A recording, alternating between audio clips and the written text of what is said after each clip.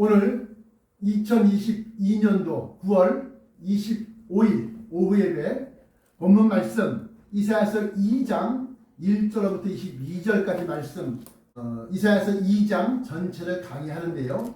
이 이사야서 2장은 두 개의 부분으로 나뉘어져 있다. 두 개의 부분으로. 첫째는 1절로부터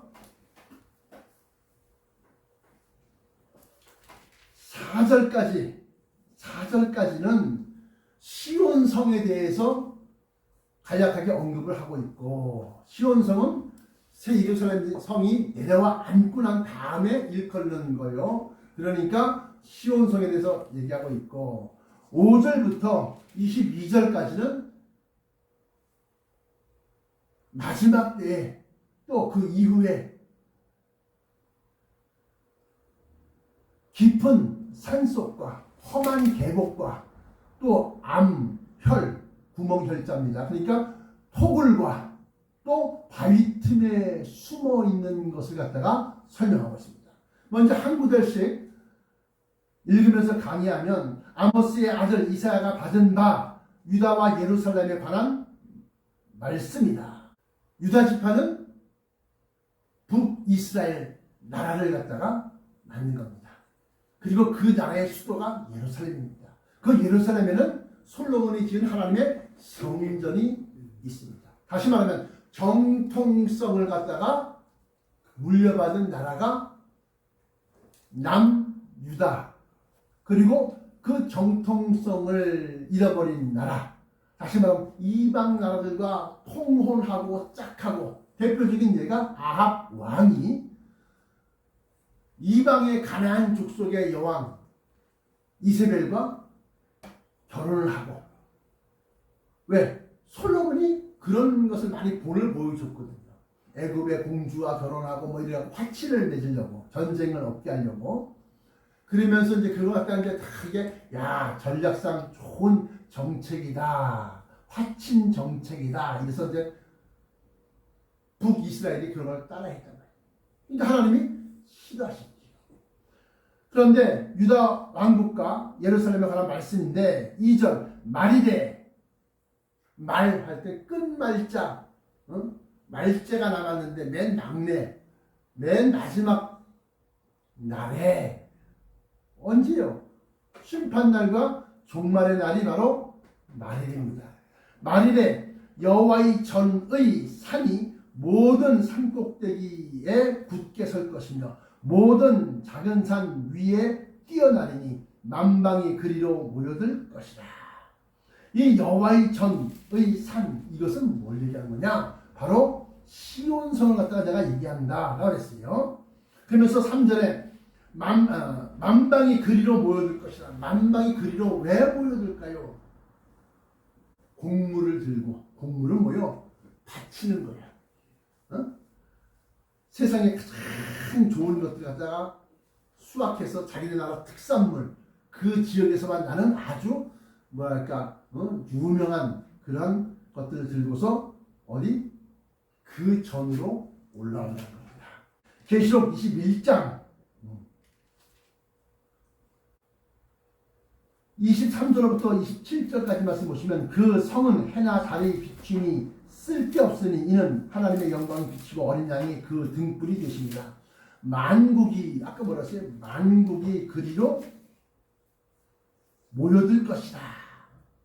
이사야서 2장 2절 후반부에 만방이 그리로 모여들 것이다. 이 말씀과 만국이 그 빛 가운데로 다니고 땅의 왕들이 자기 영광을 가지고 그리로 들어가리라, 이 말씀과는 서로 같은 내용을 얘기하는 겁니다.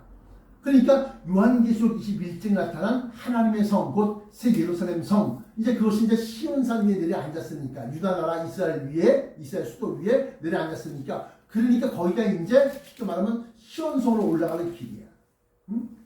근데 그 길은 아무나 들어갈 수 있는 것이 아니라 각 지역의 왕들과 주의 형제들로서 분봉왕, 어느 한 지역의 왕들이 파송해서 다스리고 있다가 거기에 1년에 한 번씩 총회 때, 뭐 이럴 때 쫙 거기 모여드는 겁니다. 그 길로 행하리라 하리니, 이는 율법이 시온에서부터 나올 것이요. 여기서 나오는 율법은 이제 성경, 구약 성경에서 한 율법뿐만이 아니라 새롭게 반포되는 진리에 의한 행정명령, 또 새롭게 세워진 입법들을 갖다가 입법들이 거기서 나온다는 겁니다. 율법이 시온에서부터 나올 것이, 이 시온, 여기서 처음 시온이란 말이 나왔어요. 그 앞에 나와 있는 그 여호와의 전, 여호와의 산, 그 시온산을 얘기하는 거예요. 근데 그 위에 이제 시온 이런 게 막 나왔어. 시온에서부터 나올 것이요, 여호와의 말씀이 예루살렘에서부터 나올 것임이니라. 그러면서 유다 왕국과 예루살렘에 대한 예언에 있어서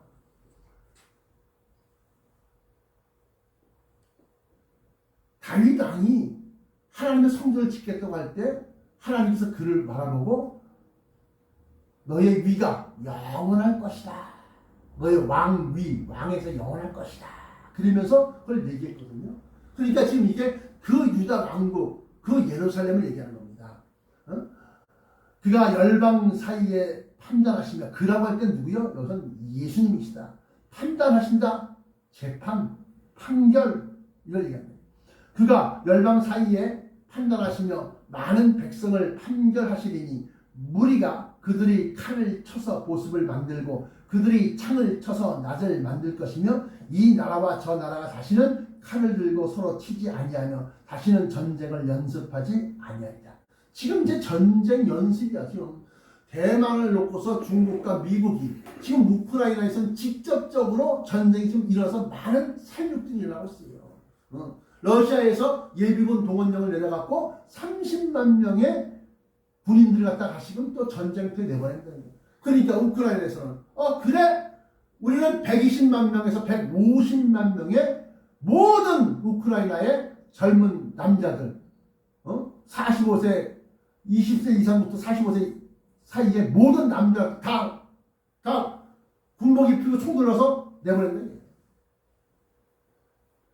그만큼 서방에서 나토에서 폴란드에서 무기를 막 대주는 거야. 무기를. 미국에서 하이마스 같은 거 막 대주는 거야. 그 전쟁 그래서 여기서는 뭐 칼을 쳐서 보습을 만들고 창을 쳐서 낫을 만든다는 것은 뭐예요? 그런 무기로 쓰이는 강철들을 갖다 다 녹여갖고 괭이, 삽, 농사 짓고 뭘 먹을 걸 생산하고 이런 데에 쓰게끔 다 만들겠다는 거예요. 그러니까 이건 상징적인 것인데 전쟁을 없애겠다. 그래서 후반부에 4절 후반부에 이 나라와 저 나라가 다시는 칼을 들고 서로 치지 아니하며 서로 죽이겠다고 덤벼들지 않는다는 겁니다. 왜? 그때는 예수님께서 모든 진리로 말미암아 다 판결하시고 다스리시고 하기 때문에 자기들끼리 네가 오르니 내가 오르니 하다가 결국에는 한 대 맞아봐. 너도 맞아라. 에라이. 그래갖고 막 미사일 쏘고 이런 게 사라지는 거, 없어지는 거. 야고보 족속아 오라. 우리가 여호와의 빛에 행하자. 여기서 여호와의 빛은 요한복음 1장 4절에 나타난 그 빛이야. 진리의 말씀 속에 생명이 있었으니 이 생명은 사람들의 빛이라. 해산을 넘어 험곡에 가도 빛 가운데로 걸어가면 이 빛이 바로 이렇게 불빛, 이렇게 환한 불빛이 아니라 어떻게? 예수 그리스도의 진리 속에 있는 빛을 내잖아요. 누가 그래요? 어떻게 예수님이 진리입니까? 예수님이 어떻게 말씀입니까? 요한복음 1장 14절에 말씀이 진리가 육신이 되어 우리 가운데 거하시며 우리가 보니 하나님의 독생자의 영광이 가득하더라. 그러면서 임마누엘 하나님이 우리와 함께 하신다는 겁니다. 그러니까 시온의 나라가 되면 하나님이 진짜 우리와 함께 거하시고 함께 계시고 그렇기 때문에 임마누엘이 이루어지는 거예요. 그래서 뭐요? 지존자의 은밀한 곳에 거하는 자는 전능하신 자의 장막 아래 거하리로다. 그 지존자는 내 종이 높이 들려서 지극히 존귀하게 되리니, 그 지극히 존귀하게 되는 그 내 종. 그래서 높이 들린다니까. 십자가 이건 조금이라고 했어요. 십자가 끝까지 해봐야 한 10m, 20m 정도밖에 더 되겠어. 아무리 높아도. 근데 높이 들려서라는 건 구름이 서를 가려 보이지 않냐. 그래서 하나님은 어떻게 지극히 존귀하게 되는데 하나님의 보좌 우편에 앉아 있어요. 이게 지극히 존귀한 게. 6절 주께서 주의 백성 야곱 족속을 버리셨음은 그들에게 동방 풍속이 가득하며 그들이 블레셋 사람과 같이 점을 치며 이방인과 더불어 손을 잡아 언약하였습니다. 아니 아까는 방금 전까지는 구원을 얘기하고 시온성을 얘기했는데 왜 갑자기 야곱의 족속이 확 다 바뀌었냐? 예수를 믿는다고 하면서 세속화된 믿음들이야. 그러니까 유다 지파와 예루살렘에 대해서는 시온성에 내려앉고 거기에 들어가 영주권, 거기에 매니멘션 많은 저택에 들어가 살고 있는 사람들은 해당상이 없는데, 민노라면서 야곱의 족속 그들이 하나님이 그걸 버렸다. 왜? 동방 풍속이 가득하고, 동방 풍속은 뭐요? 비나이다 신앙이야. 그 풍속이야. 그래서 4월 추파일부터 시작해서 7월 7석 같은 이게 다 뭐요? 우상 숭배하는 거예요. 동방 풍속이 뭡니까? 동방의 종교가 뭡니까? 우상을 대표해. 우상은 뭐요? 돌이나 동이나 은이나 금을 갖다가 깎고 주물로 녹여서 부어 만들어갖고 사람 형상을 탁 꽂는다라. 이런 것들을 다 형상 만들어 놓을 거야. 그리고 거기다가 비나이다. 이러면 이게 바로 동방풍속이야. 동방풍속. 그들이 누가 예수를 믿는다고 하는 야곱의 족속들 12지파들이 우리는 우리 이스라엘 지파가 아니고 상관없네요. 모든 신앙을 12지파로 다 나눈다. 제가 그렇게 얘기를 했습니다. 그러면서 잠시요. 그들을 용서하지 마옵소서 더니만 그리스도의 심판대에서 그들은 어떻게 해? 나는 너희를 도무지 모르노라. 그러면서 부인을 하고 그들은 시온성 안에 들어가 살지 못하고 바깥에서 사는 자리야 종들이고 아니면 그냥 짐승들 같은 거야. 근데 그들이 잘 보세요. 여기서 나오는 7절에 너희는 바위 틈에 들어가며 진토에 숨어 여호와의 위엄과 그 광대하심의 영광을 피하라. 그 날에 눈이 높은 자가 낮아지며 교만한 자가 굴복되고 여호와께서 홀로 높임을 받으시리라. 그 날에 심판하는 자입니다. 다 숨어 들어가는 거예요. 근데 그 중에서 다 바위틈에 숨고 다 깊은 계곡에 숨어 들었다고 다 사는 것이 아니다.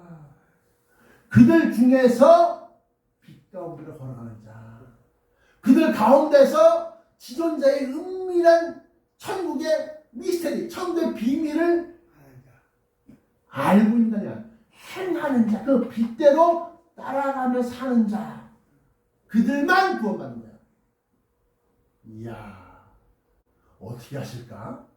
하나님은 중심을 보시기 때문에 알아요. 중심을 어떻게 보세요? 정 의심스러우면 시험 한번 해보셔. 네 아들을 바쳐라. 시험을 해보시오.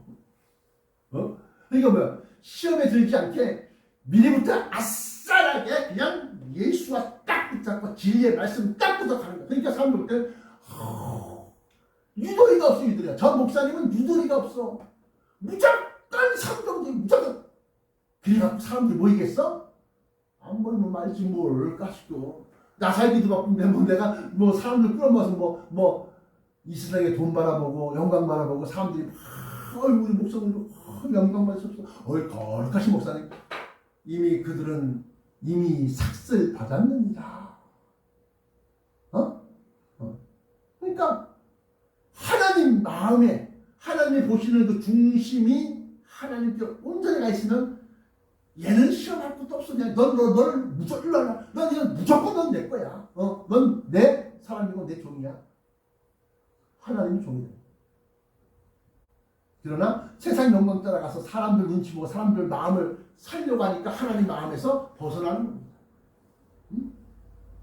그러니까 그런 사람도 이제 종이 되는 거야. 그런데 자, 깊은 산속, 응? 태산, 우리가 그냥 큰 산을 가리켜서 물론 중국에 있는 태산이라는 산이 있어요. 그런데 우리가 일반적으로 태산과 같다면 큰 산이라는 얘기야. 태산을 넘어서 그 계곡 사이 험한 계곡, 험곡에 가도 거기 숨어들었어도 빛 가운데로 걸어가면 그 빛은 예수 그리스도의 진리 속에 있는 생명인데 그 생명은 사람들의 빛이다. 그 빛을 따라서 가면, 그 빛을 따라서 행하면 내가 곧 길이요 진리요 생명이니 나를 말미암고 아버지께로 올 자 없느니라. 그 길을 따라가게 되면 어떻게 영생하는 그런 사람들은 어떻게 잘 보세요. 지상 강림 이후 세계의 사람들이 지상으로 딱 내려온 이후 그건 뭐야? 이미 그 당시에 올라간 사람 다 올라간 거야. 하나님의 자녀 계승자 상속자입니다. 다 끝났어. 뽑혔어. 그다음에 이제 백성들 가운데서 빛 가운데로 걸어 그 사람들 중에서 이제 시온에서 안으로 들어와서 사는 사람들은 아휴 이제 한시름 나왔다. 근데 그 나머지 종의 계급으로 떨어진 사람들은 영원히 집에 거하지 못하고 바깥으로 쫓겨나가야 돼. 이제 잘 보세요. 그 쫓겨나간 사람들이 사는 곳이 바로 그러면 토굴이고 바위 틈이고 이렇게 되는 거예요. 이제부터 대저 만군의 여호와의 날이 심판날 종말입니다. 대저 만군의 여호와의 날이 모든 교만한 자와 거만한 자와 자고한 자와 자고한 자에게 임하리니 그들이 낮아지리라. 또 레바논의 높고 높은 모든 백향목과 바산의 모든 상수리 나무와 아주 고급스럽고 아주 그냥 아주 아름답게 꾸며진 그런 얘기하는 겁니다. 모든 높은 산과 모든 솟아오른 작은 언덕과 모든 높은 망대와 모든 견고한 성벽과 군사 기지 뭐 아무리 튼튼하게 적고 뭐 뭘 해도 다 또 16절에 다시스의 모든 배와 모든 아름다운 조각물에 이 말이니 뭐가 만군의 여호와의 날이 이 말이니 그날에는 그날이 어느 날이 없나 그날 the day 특정한 날 그럼 무조건 크고 두려운 여호와의 날 크고 두려운 여호와의 날은 뭐냐 불과 연기와 피가 빽빽하다 뭐 그런 요엘서 2장에 나타난 심판의 날 그날 얘기하는 거예요. 그날에는 자고한 자는 굴복되며 교만한 자는 낮아지고 여호와께서 홀로 높임을 받을 것이요 우상들은 온전히 없어질 것이며 이제 그때는 뭐 비나이다 그렇게 할 그게 다 이제 다 드러나는 거야. 헛된 것이라는 그러면서 없어질 것이며 19절에 봐요. 그날에 사람들이 암혈과 토굴로 들어가서 여호와께서 땅을 진동시키려고 일어나실 때에 그의 위엄과 그의 광대하심의 영광을 피할 것이다. 그냥 땅이 진동하는 거야. 그냥 불이 조금 팍 올라. 그 핵미사일이 한방 아니에요. 유브라데에 매여 있는 네 천사를 놓아주라며. 그 네 천사가 왜 4명일까요? 지금 국제정세로 볼 때 핵전쟁의 위험이, 핵전쟁의 가능성이 가장 높은 곳이 4곳이야. 하나는 러시아와 우크라이나, 나토 소유럽 지역의 하나. 그 한 곳이야. 얼마 전에 러시아가 블라디미르 푸틴이 우리 나라를, 우리 영토를 침공하면 루안스크 같은 경우 러시아가 우크라이나 땅을 침공해서 거기에다 자기네 땅을 만들겠다. 그래서 거기는 국민투표에서 이 사람들이 러시아에 편입하게 되면 거기가 자기네 영토가 되는 거야. 그러니까 자기네 영토를 가서 침범하는 주권이 침해받을 때는 핵미사일을 쏘겠다. 그게 이제 오늘 내일까지 국민투표 결과가 나오는 거야. 근데 우크라이나는 그 우리 거 뺏어간 거잖아. 너네가 국민투표 뭐 강제한다고 우리 인정 못해. 서유럽에서 유엔에서 난 인정할 수 없다. 그럼 어떻게 되는 거야? 그거 되찾겠다고 전쟁을 벌이는 거야. 우크라이나가 점점 전세를 장악하고 있어요. 전쟁의 판세를 갖다가. 그래서 이제 막 러시아를 갖다가 뭐 몰아붙이기 시작해. 그러니까 오죽 있으면 러시아가 급하니까 야 예비군 동원해 예비군. 그래갖고 30만 명의 예비군을 갖다 막 뽑았습니다. 그러니까 러시아에서 막 그냥 젊은 애들이 막 그냥 이리트리 저리트 막 도망가는 거야. 전쟁 총알 맞지 안 되려고. 그러니까 러시아가 지금 쫓겨가고 있어요. 점점 밀리고 있어요. 그런데다가 영토 확장을 하고 너 우리 땅이 국민투표에서 우리 땅이 됐어. 그런데 불구하고 거기 옛날에 내 땅이었으니까 찾으려고 하니까 어떻게 된 거야? 전쟁이 터지는 거야. 근데 러시아는 일반적인 재래식 무기 갖고는 안 돼. 재래식 무기의 숫자, 탱크 수, 미사일 수, 뭐 하이마스, 뭐 헬기, 서유럽에서 나토에서 막 거의 무지한 급으로 막 배수고 있으니까 무지한 급으로. 그러니까 러시아는 총알이 다 떨어졌고, 야 북한한테 야 총알 좀 보내줘, 포탄 좀 보내줘. 지금 그러고 있는 판입니다. 중국한테는 야 좀 우리 좀 도와줘. 중국은 지금은 전쟁을 빨리 끝나는 게 좋지 않겠어. 이러고 있었고. 인도에서는 직접적으로 대놓고 요즘 시대는 전쟁으로 일을 해결하는 시대가 아닙니다. 그러니까 어떻게? 고립무원. 자기 혼자밖에 없어. 그러니까 어떻게 되냐?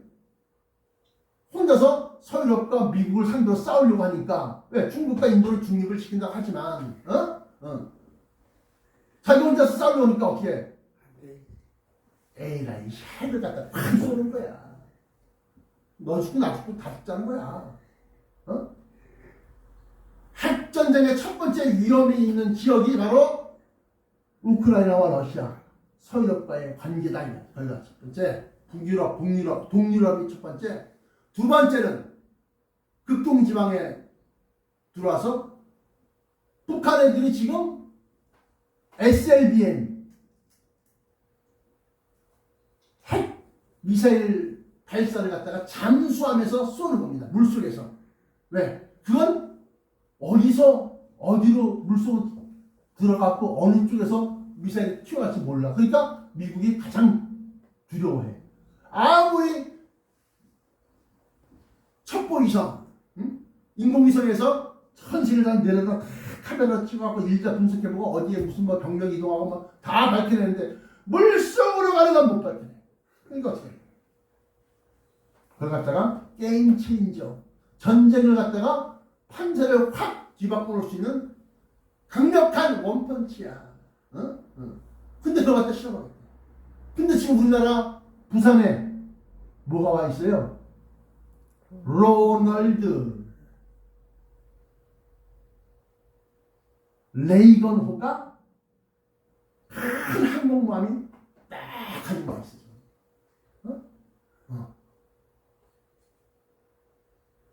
두 번째 핵전쟁의 위험이 높은 나라가 우리나라의 한반도예요. 세 번째는 사우스 시 오브 차이나. 남중국해 대만의 TSMC를 갖다가 빼앗기면 안 돼. 그러니까 그걸 지키려고 하니까 중국이 무력으로 그 이전에 없던 무력으로 침공을 하면 미국이 전쟁에 개입하겠다. 지난주에 아예 조 바이든이 발표를 해버렸어. 그러니까 중국에서 뭐라고? 아니 하나의 중국 니네가 인정하지 않았어. 대만은 우리 거라면서. 근데 왜 갑자기 대만을 갖다 왜 못 먹게 만드냐? 그러니까 사이좋게 평화적으로 투표해서 평화적으로 이거 가져가. 근데 대만 사람들은 중국 넘어가면 안 되거든. 그러니까 어떻게 해? 못한다.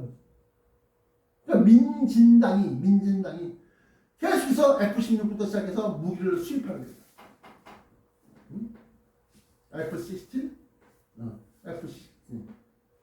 F-16 비행기를 갖다가 수입하는 거예요. 근데 거기서 만약에 무력을 대만을 갖다가 침공하면 우리가 전쟁에 개입하고 싸울 수밖에 없어. 가만히 보니까 미국이 하나의 중국 좋은데 만약에 중국에 넘어가면 그 지역은 완전히 중국 밭이 되는 거야. 필리핀, 인도네시아, 말레이시아, 오세아니아까지, 호주까지. 그 남쪽 모든 바다가 싹 다 중국의 영향권 아래 들어가 있는 거야. 어? 근데 거기에 그쪽으로 뭐가 다니냐? 우리나라의 무역선, 또 수입선, 유조선, LNG선, 이런 것들이 다 거기를 통해서 다 들고 나가고 하는데 어떻게? 그때마다, 야, 통행세 내놔. 야, 통행세 내놔. 이렇게 되는 거야. 중국의 전력을 매게 돼. 이거 안 되는 거지. 그러니까 세 번째 핵전쟁의 위험도가 높은 데가 바로 중국과 미국이 으르렁거리고 있는 남중국 해다. 마지막 네 번째, 이 네 번째가 가장 뒤늦게 부각되고 있는 핵전쟁의 위험터지만 바로 이 네 유브라데에 매여 있는 네 천사. 그러니까 맨 마지막 거기까지가 딱 다 풀리면 네 명이 천사가 다 네 방향으로 가는 거야. 네 방향으로. 어디? 우크라이나와 러시아, 어디? 김정은의 신명 속에 북한, 또 어디? 남중국해 대만, 미국, 중국. 네 번째는 이란과 이스라엘, 중국 지역. 그 지역 이외에는 핵전쟁이 일어날 거리가 없는 거야. 핵무기도 갖고 있는 나라들도 없고, 그러니까 내 천사가 이게, 이야, 네 곳이구나. 딱. 근데 지금 네 곳 중에서 세 곳이 들썩 거리는데, 얼마 전에 네 번째인 이란과 이스라엘에서 우리의 인내를 시험하지 말아라. 우리의 인내력을 시험하면 장거리 폭격과 타격 능력을 갖다 너희가 확인할 것이다. 이스라엘 총리가. 그건 뭐요? 벌써 숨어서 암암리에 핵 개발을 갖다 하려고 핵 농축 농도가 80% 이하면은 그건 핵무기로서 막 팡 터뜨릴 수가 없대요. 그런데 고순도의 그래서 원심 분리기가 필요한. 원심 분리기는 뭐예요? 원심 분리기는 그 핵 물질을 갖다가 원심으로 돌려갖고 어떻게 불순물만 내보내고 가장 정제된 우라늄과 플루토늄만 딱 만드는 겁니다. 그리고 순도가 90% 이상 되면 핵무기로 쓸 수가 있는 거예요. 근데 그걸 이란이 자꾸 하고 있어. 그러니까 이스라엘에서 하지 말라니까. 그다음 만약에 아마 그 이란의 핵연구소 주변에 아마 모사드의 이런 첩자들이 아마 있을 겁니다. 그리고 그 통신들 다 도청하면서 얼마 성공했습니다. 뭐 80%, 85%까지 86%, 90% 성공했습니다. 그러면 아마 이스라엘의 F-35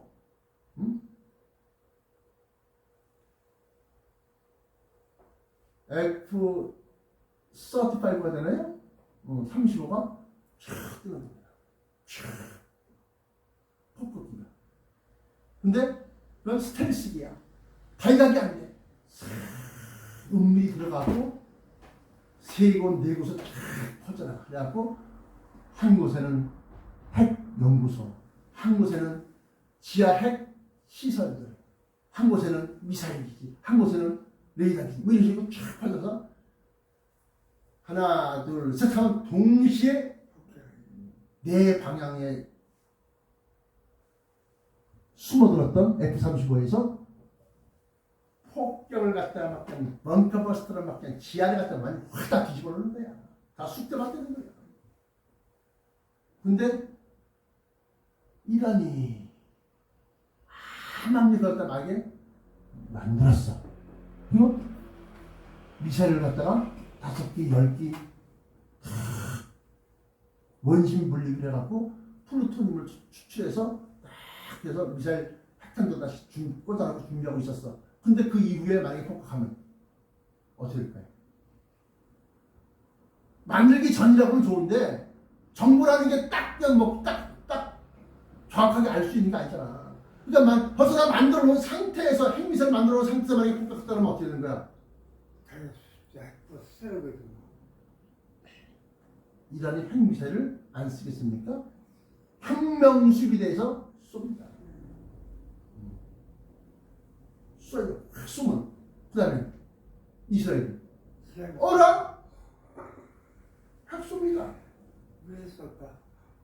그게 이제 처음 맨 마지막에 좀 일어나고 있는 그 핵전쟁의 위험지대지만 그 맨 마지막에 첫 시작 맨 마지막에 빵 터짐으로 말미암아서 앞서서 있었던 우크라이나와 러시아와 또 미국과 중국이 남중국해에서 극동지방에서는 우리나라와 북한이 빵 그럼 네 천사가 동시에 그래서 미사일 한 발, 두 발 쏘고 끝난다?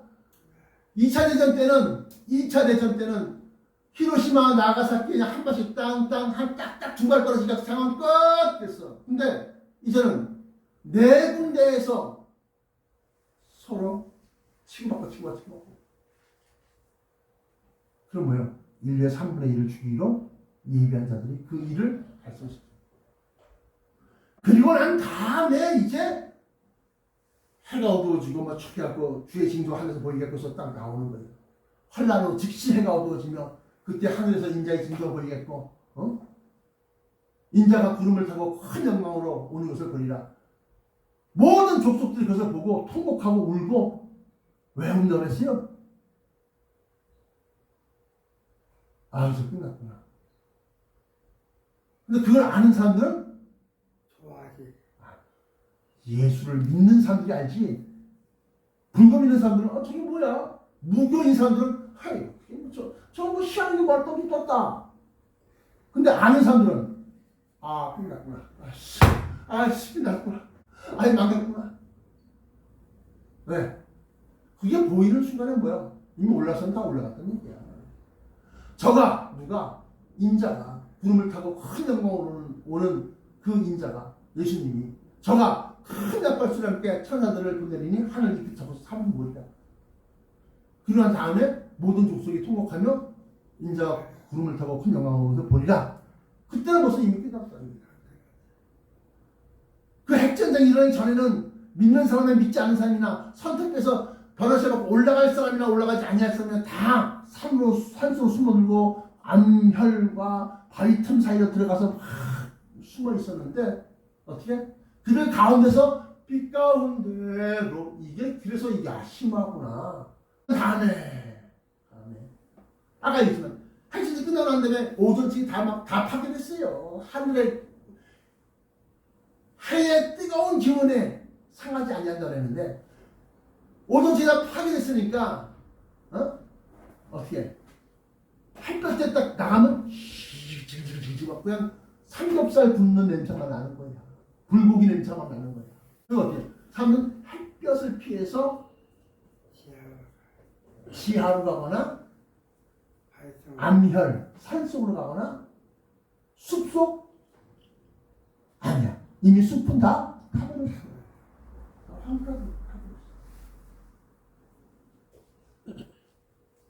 근데 그런 사람들 향해서 이제 해가 지고 난 다음에 시온성에서 할렐루야성에서 일할 사람 모이시오. 10명이요 10명. 그러면 제가 그렇게 싸우겠어. 왜? 거기 가면 그냥 빛 가운데서 하늘 빛 가운데서 그냥 온화하고 따뜻하고 향기롭고 그냥 공기만 마셔도 한 10년 생명연장 될 것 같아. 그러니까 다 보면 그때 사람들이 뭐요? 토굴과 암혈과 바위 암자, 암석 이런 거 있잖아. 암혈, 바위 구멍과 바위 틈 사이 이런 데로 다 들어가는 거야. 그것이 바로 19절에 사람들이 암혈과 토굴로 들어가서 여호와께서 땅을 진동시키려고 일어나실 때 핵전쟁 때입니다. 그의 위엄과 그 광대하심의 영광을 피할 것이다. 그러면서 사람이 자기를 위하여 경배하려고 만들었던 은 우상과 금 우상을 그날에는 두더지와 박쥐에게 던지고 이게 자기들을 갖다가 살리지 못하고 자기들의 길을 형통하게 만들지 못하고 자기들의 사업을 갖다 부강시키고 돈을 벌게 해주고 막 이런 거 다 내팽개칩니다. 못하고 암혈과 21절입니다. 암혈과 험악한 바위 틈에 들어가서 여호와께서 땅을 진동시키려고 일어나실 때 그의 위엄과 그 광대하심의 영광을 피합니다. 결론입니다. 결론. 마지막 때는 들어가야지. 끝까지 톡을 해서 낮에는 숨어 있다가 밤에 겨우 뛰어나와갖고 먹을 거 없나 뭐 찾고 먹을 물 없나 찾고. 왜? 그때가 완전 황폐해요. 어? 그러다가 저기 시온성 나쁜 산꼭대기에서 일할 사람 구합니다. 모집공도 그래갖고 3일 동안 무슨 하수도 공사할 사람들 모시오면 우리 거기가 그렇게 살 거냐 이거야. 어? 어? 내 아버지 집, 내 아버지 집 가야지. 어? 보아라 즐거운 우리 집 밝고서 거룩한 천국에 하나님 아버지 모시고 기쁘고 즐겁게 살겠네. 그렇게 할 건지, 어? 매니맨션에 내가 내 명패가 있는 줄 없는지, 어? 기도하시겠습니다. 사랑의 아버지 하나님 감사합니다.